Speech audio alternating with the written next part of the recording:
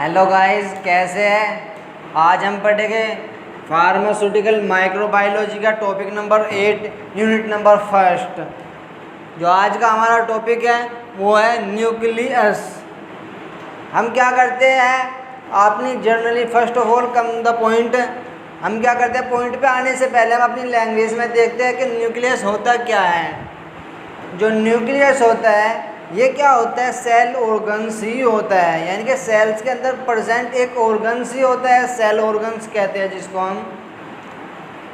ये क्या होता है, सेंटर ऑफ सेल्स के अंदर प्रेजेंट रहता है, यानी कि सेंटर ऑफ सेल्स का मतलब जहाँ जो यानी कि ये सेल्स है, सेल्स के बीच में पाया जाने वाला एक सेल ऑर्गन्स है। ये क्या करता है, सेंटर प्रोवाइड करता है सेल्स को।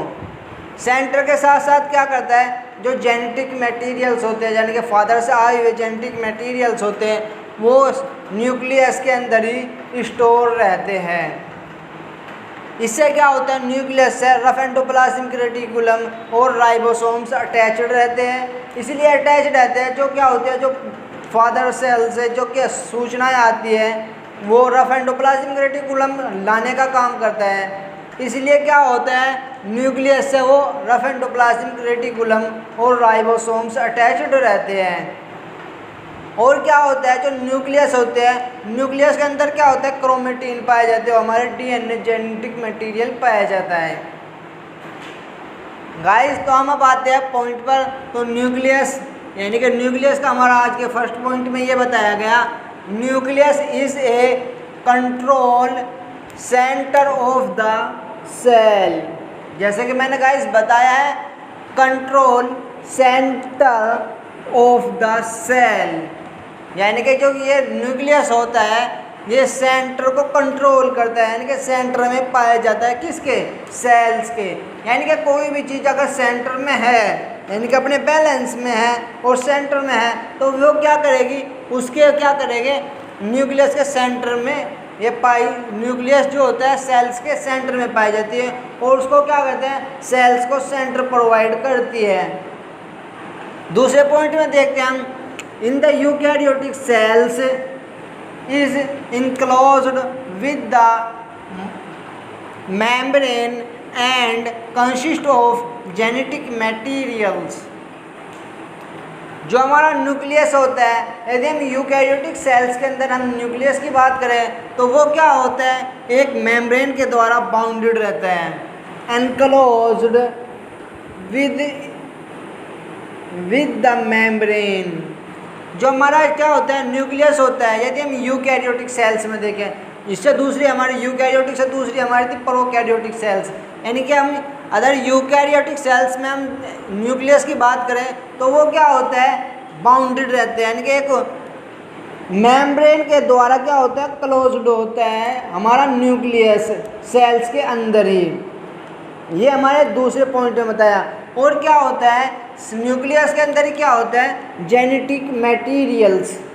जेनेटिक्स मटेरियल्स क्या होता है, जेनेटिक्स मटेरियल्स वे होते हैं जो सूचनाएं माता पिता से आती है ना, वे उन सूचनाओं को जो स्टोर कर रखते हैं उन्हें बोलते हैं जेनेटिक मटेरियल्स।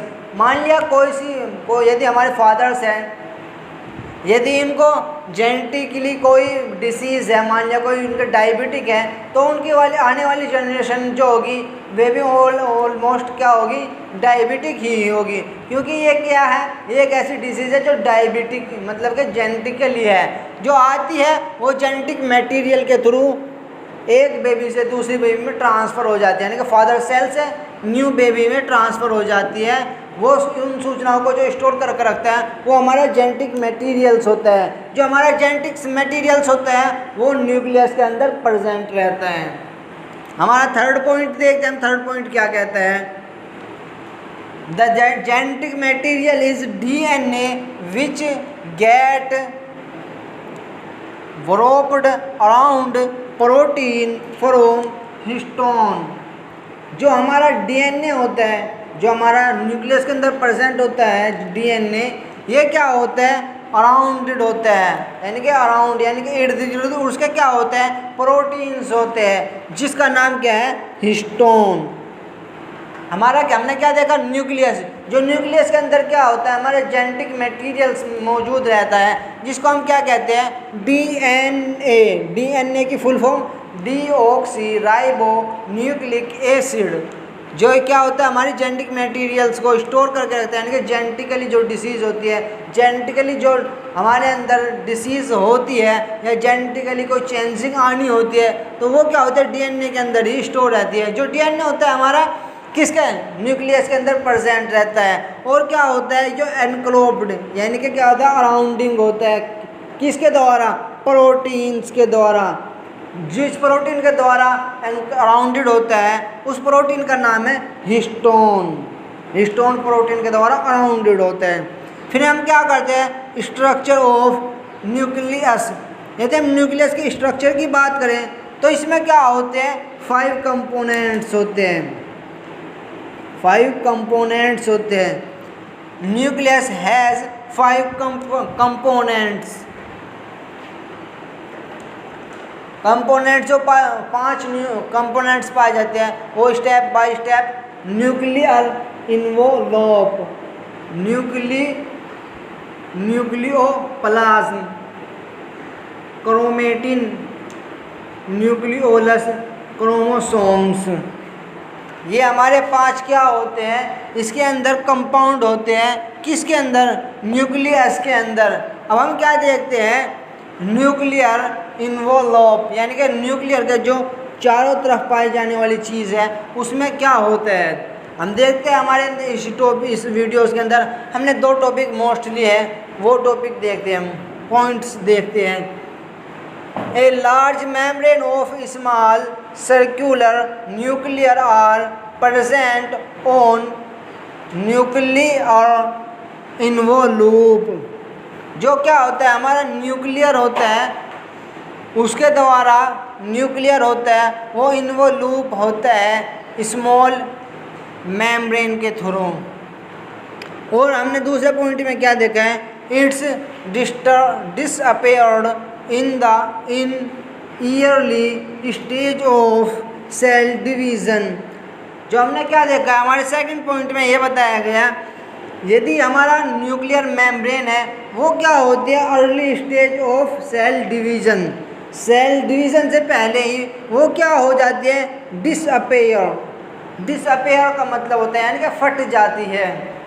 यदि सेल डिवीज़न से पहले फट जाती है, फटने के बाद वो क्या करती है, अपने न्यूक्लियस को पूरे सेल्स के अंदर फैला देती है।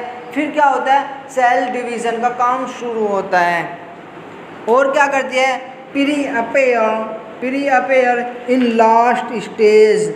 और क्या होता है, लास्ट स्टेज में पहुंचने के बाद जब सेल डिवीज़न का बिल्कुल आखिरी स्टेज आ जाती है, यानी कि टीलोफेज, एनाफेज, ये सारी फेज क्रॉस करने के बाद जब लास्ट स्टेज आ जाती है, वहाँ पे क्या होता है, रीअपेयर, यानी कि दोबारा से वो लेयर बन जाती है, जिसके कारण क्या होता है, 2 नई सेल्स की जनरेशन हो जाती है। एक क्या होती है, उनमें से एक डॉटर सेल्स होती है, एक क्या होती है, डॉटर यानी कि जिसने जन्म दिया है, एक सेल्स होती है न्यू या बेबी सेल्स।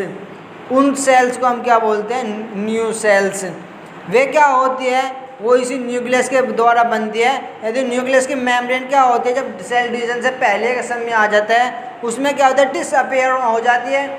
और लास्ट स्टेज में जाकर जहाँ पर सेल डिवीज़न का दोनों अलग अलग होने का टाइम आ जाता है, वहाँ जाकर क्या हो जाती है, रीअपेयर हो जाती है। गाइस, हमने अब से पहले क्या कहता है, जो न्यूक्लियस के क्या थे, स्ट्रक्चर में जो कंपोनेंट पाए जाने वाले थे न्यूक्लियस के अंदर, तो उनमें से 5 कंपोनेंट थे जो हमने अब से पहले एक पढ़ चुके थे हम। अब हम देखते हैं दूसरा कंपोनेंट्स जो होता है, वो होता है हमारा न्यूक्लियोप्लाज्म। अब हम क्या बताएं, पॉइंट में हम देखते हैं कि न्यूक्लियोप्लाज्म होता क्या है। हम पॉइंट में देखते हैं द न्यूक्लियोप्लाज्म, न्यूक्लियोप्लाज्म देखते हैं हम। अब the nuclear cavity of nucleolus is filled with the specified form of the protoplast now as nucleoplasm. जो हमारा प्रोटोप्लास्ट होता है, प्लास्ट जो होता है, जो उसका जो अदर नेम होता है वो होता है न्यूक्लियोप्लाज्म, जो क्या होता है स्पेसिफाइड होता है न्यूक्लियस के द्वारा। अब हमारा क्या होता है, इस दूसरे पॉइंट में देखते हैं हम क्या होता है, it's contain different enzymes and protein. जो हमारा क्या होता है न्यूक्लियोप्लाज्म होता है, इसके अंदर क्या होता है डिफरेंट एंजाइम्स होते हैं और डिफरेंट प्रोटीन्स होते हैं। हम क्या देखते हैं, इसका तीसरा पॉइंट देखते हैं, तीसरा हेडिंग जो हमारा क्या है क्रोमेटिन मटेरियल्स। क्रोमेटिन मटेरियल्स में फर्स्ट पॉइंट ये है, they are structured with the DNA, all the cell fibers contains together by process of coiling। जो हमारा क्या होता है क्रोमेटिन्स होता है, जो हमारा DNA होता है, यानी कि वो क्या होता है कोइलिंग के आकार का होता है। कोइलिंग का मीन्स होता है यानी कि एक दूसरे के ऊपर ऐसे कुंडलित होता है, ऐसे कुंडलित होता है, उसे बोलते हैं कोइलिंग। जो हमारा जेनेटिक मैटेरियल होता है, जो स्ट्रक्चर होता है वो क्या होता है fibres containing together by the process of A coiling, यानी कि कोइलिंग के थ्रू कोइलिंग के आकार का होता है। जो हमारा क्या होता है डीएनए होता है, जिसे हम क्या कहते हैं क्रोमेटिन मटेरियल्स। जो हमारा क्रोमेटिन मटेरियल्स होता है वो क्या होता है न्यूक्लियस के अंदर प्रेजेंट रहता है, लेकिन वो क्या होता है वहाँ पे जो प्रेजेंट रहता है वो कोइलिंग के आकार में प्रेजेंट रहता है, इनके कोइलिंग की तरह एक दूसरे के ऊपर लिपटे लिपटे रहते हैं, उसे बोलते हैं हम कोइलिंग। टू फ्रॉम क्रोमेटिन्स, यानी कि क्रोमेटिन्स के द्वारा वे एक दूसरे के ऊपर कुंडलित रहते हैं ऐसे। हम क्या देखते हैं चौथा पॉइंट देखते हैं न्यूक्लियोलस, यानी कि जो क्या होता है सबसे बिग पार्ट तो हमारा होता है सेल्स। सेल्स के अंदर क्या होता है सेंटर्स में प्रेजेंट होता है न्यूक्लियस। जो न्यूक्लियस के अंदर प्रेजेंट रहता है वो होता है न्यूक्लियोलस। हमारे न्यूक्लियोलस के पॉइंट में क्या लिखा हुआ है, nucleolus is non membranes structure coiling protein nucleic acid. हमने क्या देखा न्यूक्लिक एसिड क्या होता है कोइलिंग की फॉर्म में वहाँ पे प्रेजेंट रहता है। जो हमारा न्यूक्लियोलस होता है ये किसी भी मेम्ब्रेन के थ्रू क्या होता है बाउंडेड नहीं होता है, वो न्यूक्लियस के अंदर ही, जैसे मान लिया कि हमारा न्यूक्लियस है उसके अंदर ही न्यूक्लियोलस प्रेजेंट रहता है सेंटर में, लेकिन विदाउट मेम्ब्रेन। विदाउट क्या मेम्ब्रेन के थ्रू, विदाउट मेम्ब्रेन, यानी कि वहाँ पे क्या होती है कोई भी मेम्ब्रेन्स प्रेजेंट नहीं रहती। किसके अंदर न्यूक्लियस के अंदर, जो क्या होता है हमारा न्यूक्लियोलस होता है उसमें, और वहाँ पे एक प्रोटीन प्रेजेंट रहता है जो कोइलिंग की तरह रहता है। कोइलिंग की मतलब ये इस तरह रहता है, उसे हम क्या कहते हैं न्यूक्लिक एसिड, यानी कि डीऑक्सीराइबो को छोड़ के न्यूक्लिक एसिड। फिर हमने दूसरे पॉइंट में क्या है हमारे the RNA transport into nucleoli. जो हमारा RNA होता है यानी कि राइबोसोमल RNA, 3 तरीके के RNA होते हैं, mRNA, tRNA और rRNA। जो हमारा rRNA होता है वो ट्रांसपोर्ट करता है, ट्रांसपोर्ट का मतलब होता है यानी कि एक स्थान से दूसरे स्थान पर लेकर जाता है न्यूक्लियोलाई को। जो हमारा लास्ट पॉइंट है, हमारा लास्ट हेडिंग है वो है क्रोमोसोम्स। क्रोमोसोम्स को बोलते हैं यानी कि गुणसूत्र, यानी कि पेयर ऑफ क्रोमेटिन्स, उसको हम क्या बोलते हैं क्रोमोसोम्स। इस पॉइंट में क्या लिखा हुआ है, it can be defined as the DNA bounded proteins. इसको क्या गया है ऐसे डिफाइन किया गया है जैसे हमने बताया कि DNA के द्वारा, DNA यानी कि डबल कुंडलित बाउंडेड होता है, ये डबल कुंडलित बाउंडेड होता है प्रोटीन्स के थ्रू, जो क्या करता है that carry genetic information from generation to other. यानी कि क्या होता है, जो डबल मेम्ब्रेन होता है, जो डबल कुंडलित रहता है, एक बार ऐसे कुंडलित एक बार ऐसे कुंडलित रहता है, जो डबल कुंडलित रहता है जिसको हम डीएनए बोलते हैं, वो क्या होता है, बाउंडेड होता है प्रोटीन्स के साथ, जो क्या करता है, कैरी करता है। कैरी का मतलब होता है ले जाना, ले जाता है सूचनाओं को, information, one generation to other, एक जनरेशन से दूसरी जनरेशन की तरफ क्या लेके जाता है, इंफॉर्मेशंस को लेके जाता है। मान लिया कि किसी का फादर्स या मदर्स की इंफॉर्मेशन को न्यू बेबीज़ में ट्रांसफ़र करने का जो काम करता है वो हमारा डीएनए ही करता है, इसलिए इसे डबल स्टैंडर्ड बोलता है। एक चैन इसमें से ख़त्म हो जाती है तो ये दो में कन्वर्ट हो जाती है, इसलिए ये डबल कुंडलित रहता है। तो गाइस, तो हमारा ये था न्यूक्लियस का टॉपिक। न्यूक्लियस के टॉपिक के अंदर हमने क्या पढ़ा, उसके अंदर पाए जाने वाले कंपोनेंट पढ़ा है और न्यूक्लियस के बारे में पढ़ा। तो हमने न्यूक्लियस के बारे में इससे पहले बोर्ड पे जो लिखा हुआ था जो वो पढ़ा था, तो न्यूक्लियस के बारे में पढ़ा था। तो न्यूक्लियस जो है हमारा वो सेल्स ऑर्गन्स है, यानी कि सेल्स में प्रेजेंट एक ऑर्गन्स है, यानी कि सेल का ही ऑर्गन्स है, जो क्या करता है, सेंटर को कंट्रोल्स करता है, यानी कि सेंटर में प्रेजेंट रहता है।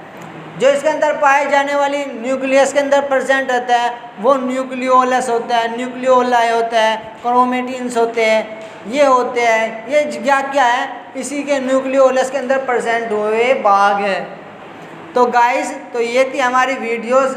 यदि हमारी वीडियो अच्छी लगे तो लाइक कीजिए, शेयर कीजिए और चैनल को सब्सक्राइब कीजिए। यदि कुछ टॉपिक में समझ में नहीं आया या कोई आपको टर्म्स रह गया हो तो हमारे कमेंट बॉक्स में बताइए। Thank you for watching my videos.